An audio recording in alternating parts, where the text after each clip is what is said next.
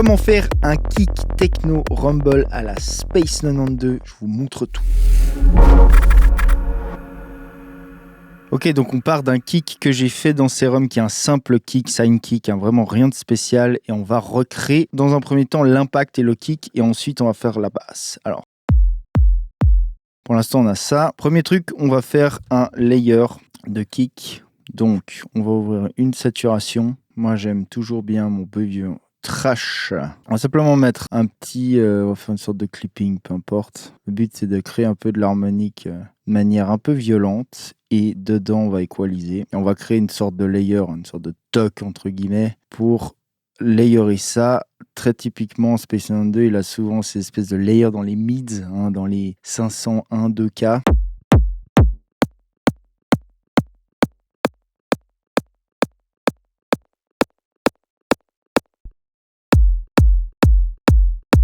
Ok, on va commencer avec ça. Render freeze, bam. On veut cleaner un peu. Au fur et à mesure, hop, un petit fade.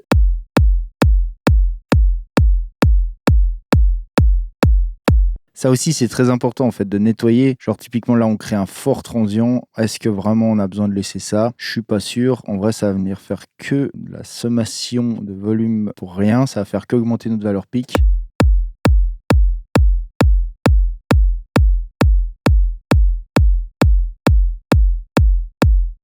Après, évidemment, ça, on peut faire plein de choses. Je vous montre un peu au fur et à mesure. On peut le pitcher.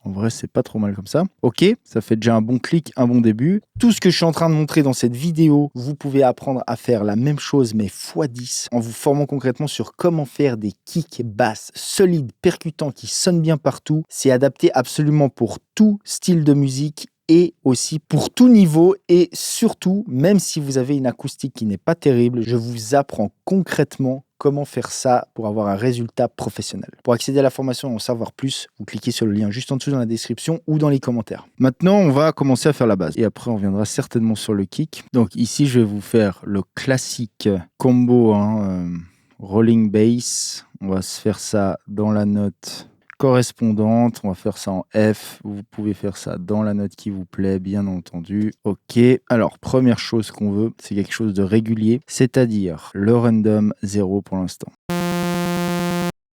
L'enveloppe 1 de volume, on veut créer quand même un truc un petit peu percussif.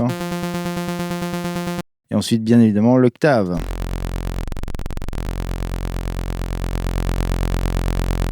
Ok, ensuite la basse, ça va être un filtre. 90% des basses, dans l'idée, c'est toujours la même chose. C'est un signal riche, à la bonne octave, une bonne enveloppe, une autre enveloppe sur le filtre, et on fait un truc qui va bien. Voilà, ça c'est la base du design. À partir de là, on peut faire plein de variations. Mais avant toute chose, on va déjà caler le kick et la basse, c'est-à-dire que là, on a bien évidemment un kick qui est beaucoup trop long. Alors, première chose qu'il faut bien noter, c'est la transition kick-basse. Il faut qu'elle soit super clean, il faut être un psychopathe à ce niveau-là. Donc, typiquement, quand on a une basse comme ça, qui remplit un peu tous les trous, on veut pas un kick trop long, en fait. On veut le kick le plus court possible dans l'idée, tout en ayant assez de punch. Et après, il va falloir voir comment on fait justement cette transition-là, avec le sidechain qui va être là, mais comment on crée cette transition et s'assurer d'un truc, c'est la phase dans la transition entre le kick et la basse.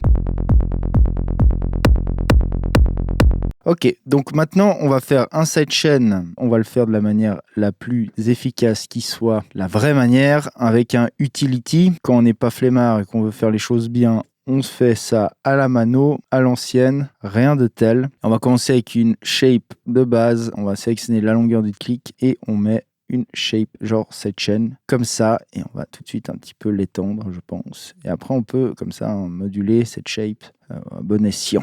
Voilà, on va commencer avec un truc comme ça. Bien évidemment, quand on fait ça, il y a des choses auxquelles il faut faire gaffe, c'est les fades toujours pour pas avoir de clic. Ok, et ici c'est la même chose, et on va voir, en écoutant que la basse pour l'instant, comment ça sonne.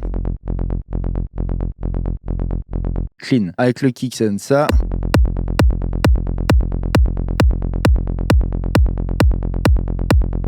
Ok, c'est pas mal. Donc maintenant, la basse, il faut voir son niveau. Donc déjà, je pense qu'elle peut être plus forte. Et il faut voir maintenant le kick. Et il faut voir surtout le niveau entre les deux. C'est-à-dire le niveau de sub qu'on a entre le kick et celui qu'on a entre la basse. Vu qu'on short le kick à mort, souvent, ça peut aider de rajouter un peu de basse.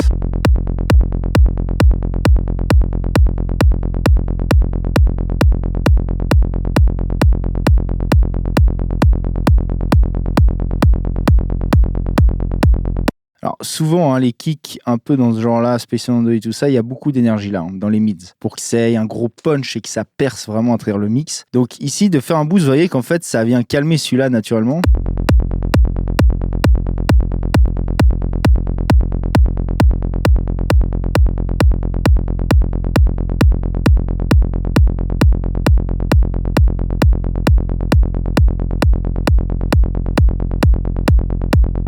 Maintenant, ce qu'on peut checker, c'est le pitch. Alors là, je le fais à l'oreille totale. On parle pas de tuner, on parle juste de changer la fréquence du kick par rapport à la basse et voir comment on ressent le truc.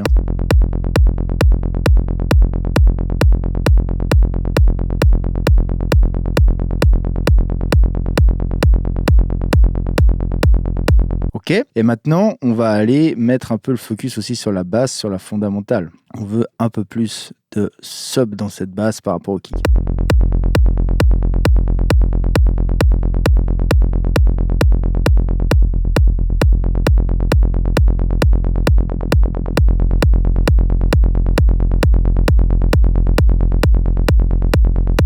Ok, donc là déjà ça c'est la base du design les gars. À partir de là on peut faire plein de trucs, mais déjà là on a un truc bien solide, bien costaud. L'étape suivante ça va être de réunir tout ce beau petit monde, de faire un bus que moi j'appelle KB bus, vous l'appelez comme vous voulez. On met ça en rouge, en orange. Et maintenant sur ce KB bus, le but c'est de créer de la glu. Alors si on veut faire un truc un peu fat, une manière simple d'y arriver, c'est marrant, je tournais un épisode justement d'information kick bass encore ce matin même là-dessus, c'est de saturer. Et pour ça j'adore un saturateur particulièrement, c'est Kelvin. On peut le faire avec plein d'autres, mais Kelvin pour ça sonne très bien. C'est une manière un peu différente d'approcher la saturation. On a des EQ avant, après, 3 bandes très simples. Donc on peut réduire un petit peu les basses avant la satu et les re-augmenter un peu après. C'est ce qu'on appelle faire du pull-push ou push-pull.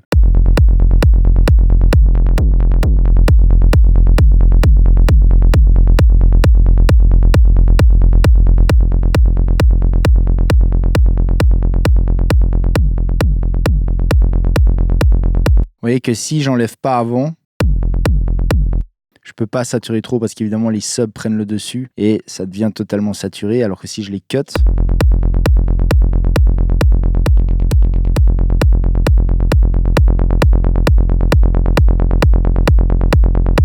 cette zone est très importante. Vous voulez vraiment avoir des mids bien présents dans ce genre de son.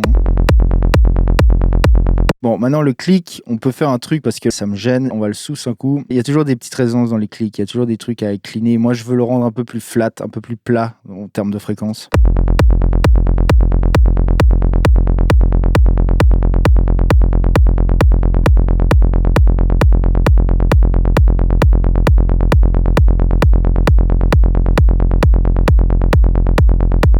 Vous voyez, je cut vers les 4, 5, 6K et un petit peu dans les bas mids et je laisse plutôt cette zone-là dans les mids respirer. Et comme ça, on a un truc qui est un peu moins agressif, on va dire. Et à partir de là, alors là on a un kick bus qui est bien fat, qui est très saturé, etc. On peut commencer à aller contrôler ça. Plusieurs manières de le faire. On peut le faire avec du clipping, on peut le faire avec un limiteur. Je vais loader un clipper ici et allez, on va choper Crafture parce que j'ai envie. N'importe quel clipper pourrait faire le job si vous savez ce que vous faites.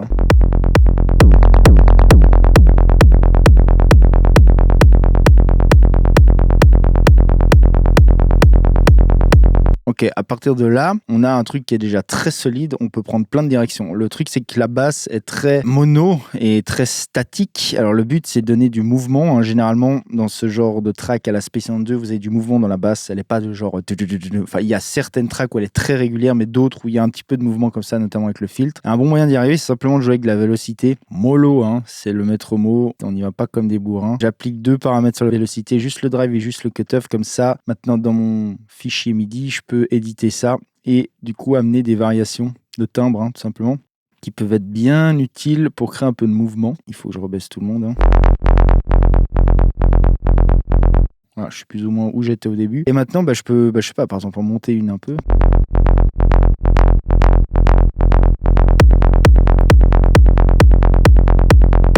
Alors du coup, j'ai gagné un peu en volume.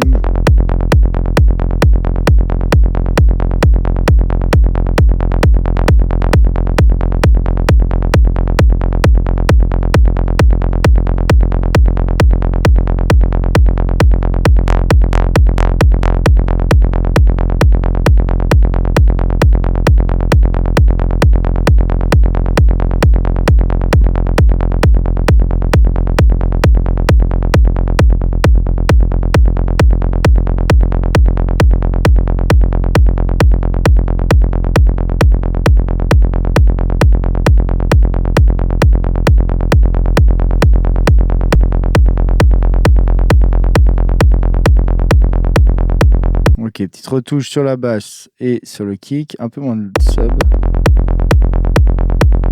Ok, maintenant un truc qui est important à faire quand vous faites ça, je vous donne un petit trick, c'est d'écouter que ce qui se passe dans les subs. Pourquoi? Parce que c'est important, ça va vous aider à créer un équilibre kick-bass dans les subs, je parle. Hein. Ça va être plus simple à entendre. Ok, quand vous écoutez ça, ça doit bien sonner, c'est-à-dire que ça doit avoir du punch, on doit bien ressentir le kick et on doit bien ressentir la basse. Là, c'est le cas, mais c'était juste pour vous illustrer le truc. Hein.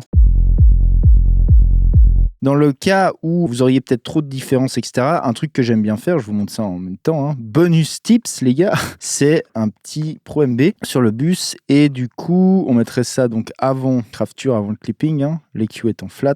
Et ici, on peut faire une bande dans les lows, d'accord? Je vais faire ça en phase linéaire parce que j'ai pas envie d'altérer le son, d'amener des rotations de phase. Ceci étant dit, c'est pas forcément pas bien ou mal de le faire en dynamique phase ou minimum phase, hein. C'est juste dans ce cas précis, je veux juste contrôler de manière clean. Je rentre pas plus dans les détails dans cette vidéo. Et ici, on va solo ça.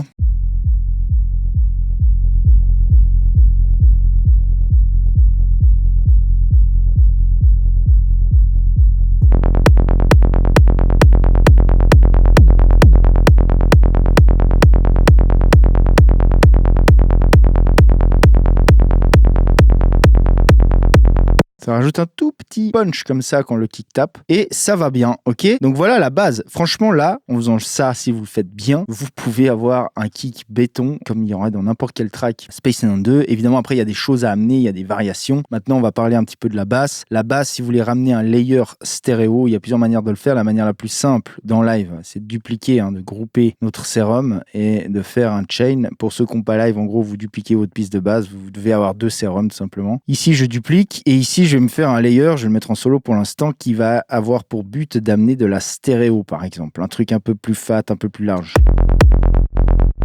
Ok, donc pour l'instant, c'est exactement une copie du premier, donc on n'a rien qu'à changer. Le trick le plus simple, c'est d'enlever la fondamentale, voire même une ou deux premières harmoniques. Comme ça, on n'a pas cette basse qui vient se mélanger. Et ici, on peut, alors vous pouvez faire tout ce que vous voulez en termes de stéréo. Là, je vous la fais de la manière courte, on va pas y passer 3 heures, je vous explique juste le principe. Vous pouvez juste, par exemple, créer des voices, détuner un peu. Ok, on a ça. Si vous voulez un truc qui bouge encore plus, enlevez le random. Admettons, et on vient remélanger ça à notre basse. Hein.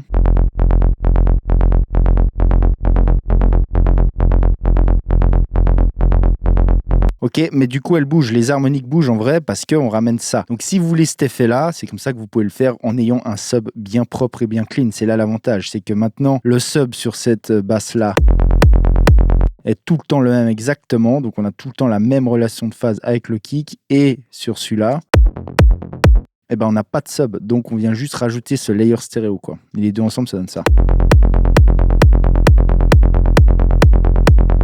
Si vous voulez un truc plus fixe, vous pouvez enlever le random et quand même détuner. Hein.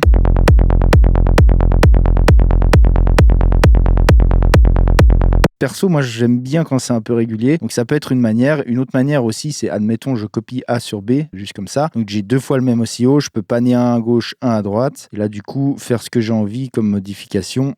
Amener par exemple un mode de warp quelconque, le sync admettons. Et là je peux avoir 2 waveforms légèrement différentes entre gauche et droite. Évidemment, router ça dans le filtre.